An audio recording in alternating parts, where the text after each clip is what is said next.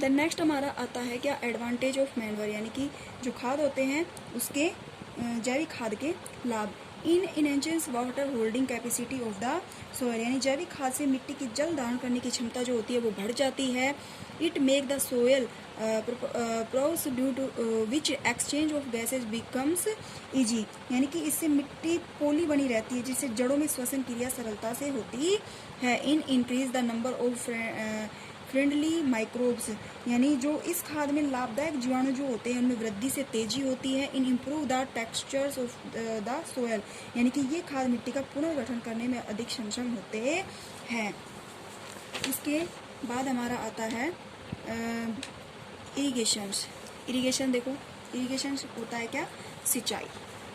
सिंचाई है the supply of water to crop of regular intervals is called irrigations, यानी क्या कह रहा है कि कई प्रकार के कृत्रिम साधनों के द्वारा समय समय पर फसल को जल की आवश्यकता की पूर्ति करवाना। ये सप्लाई यानी कि फसल को लगातार जल की आवश्यकताओं की पूर्ति करवाना इरिगेशंस यानी कि सिंचाई कहलाता है। The time and frequency of irrigations varies from crop to crop, soil to soil and season to season, यानी कि टाइम टू टाइम। फ्रीक्वेंसी यानी कि जो फ्रीक्वेंसी होती रहती है इनकी जो कहें हम इनकी फ्रीक्वेंसी इन इरिगेशन सिंचाई की फ्रीक्वेंसी होती रहती है कैसे, क्रॉप टू क्रॉप, यानी कि फसल के हिसाब से, सोयल टू सोयल यानी मिट्टी से, सीजन को सीजन से। जो जल की जो सिंचाई होती है फसल के हिसाब से, मिट्टी के हिसाब से और सीजन के हिसाब से पौधों को उपलब्ध करवाई जाती है। In summer the frequency of watering is higher, यानी कि जो गर्मी का मौसम जो होता है उसमें जल की जो आवश्यकता होती है पौधों को वो बार बार होती है। Water is absorb by the plant roots, यानी कि जो प्लांट जो होते हैं वो जड़ों के द्वारा जल को एब्जॉर्ब करते हैं यानी कि अवशोषण करते हैं। Along with water minerals and fertiliser are also absorb, जल के द्वारा मिनरल्स और फर्टिलाइजर्स जो होते हैं वो पौधे जो होते हैं उनको एब्जॉर्ब करते हैं। Plant contain nearly 90% water, plant जो होते हैं उनके अंदर 90% वाटर जो है वो ग्रहण करते हैं। Water is essential because germination of seed does not take place under dry conditions, यानी कि पानी जो होता है वो बीजों को अंकुरित होने में सबसे ज़्यादा सहायता करता है। Not take place under dry condition, यानी कि बीज जो होता है वो ड्राई कंडीशन के अंदर जो होता है जर्मिनेट नहीं होता है। Nutrients dissolved in water are transported to each part of the plant, यानी कि न्यूट्रिएंट्स जो होते हैं वो पादप में डाइसोल्व होकर के यानी कि घुलित होकर के ट्रांसपोर्टेड यानी कि एक स्थान से दूसरे स्थान से, हम कह सकते हैं कि जड़ से होकर तने से होते हुए पत्तियों और शाखाओं तक पहुंचता है क्या, न्यूट्रिएंट पोषक तत्व।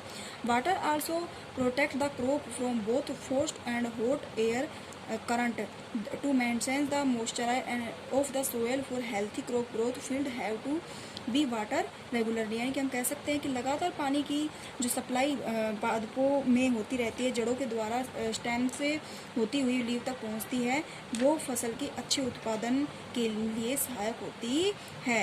देन नेक्स्ट हमारा आता है सोर्सेज ऑफ इरिगेशन, यानी कि सिंचाई के साधन। The sources of water of irrigation the well, tubewells, ponds, lakes, rivers, dams and channel, यानी कि कह सकते हैं कि किसान जो होता है नदियों के द्वारा, ट्यूबवेल्स के द्वारा, कुएं के द्वारा, हैंडपंप के द्वारा, नहरों के द्वारा, बांधों के द्वारा आदि जल स्रोतों का उपयोग सिंचाई के लिए करता है। जैसे नेक्स्ट हमारा आता है ट्रेडिशनल मेथड्स ऑफ इरिगेशन, यानी कि सिंचाई के पारंपरिक साधन। Traditional method of irrigation, the water available in well, lakes and canals is filtered up by different method of different regions for taking to the field, की सिंचाई के कई साधनों के द्वारा जो होते हैं कई जो सिंचाई की जाती है। जैसे पारंपरिक साधन जो हमारे आते हैं उसके अंदर क्या क्या आता है, ढेकली हो गया, मोट हो गया, रहट हो गया, चैन पंप यानी कि विद्युत पंप जो होते हैं वो हो गए। ये किस में आते हैं, हमारे पारंपरिक साधन जो होते हैं जो लगातार हमारी पीढ़ी दर पीढ़ी जो चलते हुए आ रहे हैं। देन नेक्स्ट हमारा नेक्स्ट आता है मॉडर्न मेथड ऑफ इरिगेशन, यानी कि सिंचाई के आधुनिक साधन।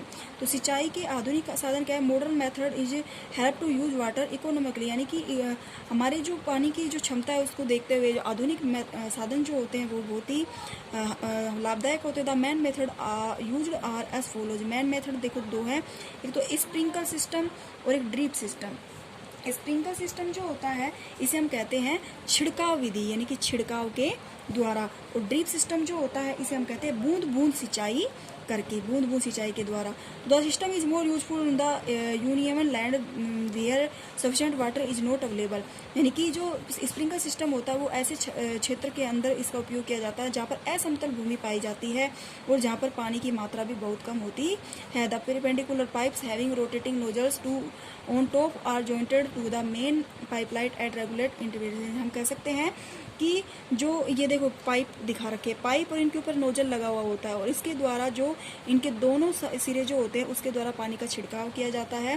तो sprinkle is very useful for lands और coffee plantation and survival other crops, यानी स्प्रिंकल जो होता है छिड़काव विधि जो होती है अधिकतर जो चाय की बागान जो होते हैं, कॉफ़ी के बागान जो होते हैं इनके लिए अधिक उपयोगी होती है, क्योंकि वही एक ऐसे क्षेत्र होते हैं जहाँ पर असमतल भूमि पाई जाती है। ड्रिप सिस्टम हमारा होता है बूंद बूंद सिंचाई के द्वारा। In this system the water falls drop directly near the roots, यानी कि इसके द्वारा क्या होता है कि ये समतल भूमि के लिए उपयोगी होती है और इसमें डायरेक्टली जड़ों के अंदर ही पानी को प्रवेश करवाया जाता है, यानी कि जड़ों में ही पानी को डाला जाता है। So is called the drip system, और इसी से इसको बूंद बूंद सिंचाई भी कहते हैं, इसलिए इसको ड्रिप सिस्टम भी कहते हैं। It is the best technique of waiting fruits plant gardens and trees, यानी कि यह एक बहुत अच्छी तकनीकी है किसके लिए? जो फलीय पादप होते हैं उनके लिए, गार्डन्स के लिए और पौधों के लिए।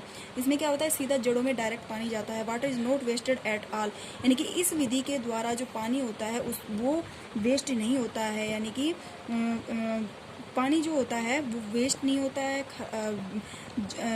पानी का अच्छे तरीके से उपयोग किया जाता है। It is born the regions where availability for water of poor, यानी कि इस तरीके से पूरी तरीके से पादपों को पानी जो है वो ग्रहण होता है।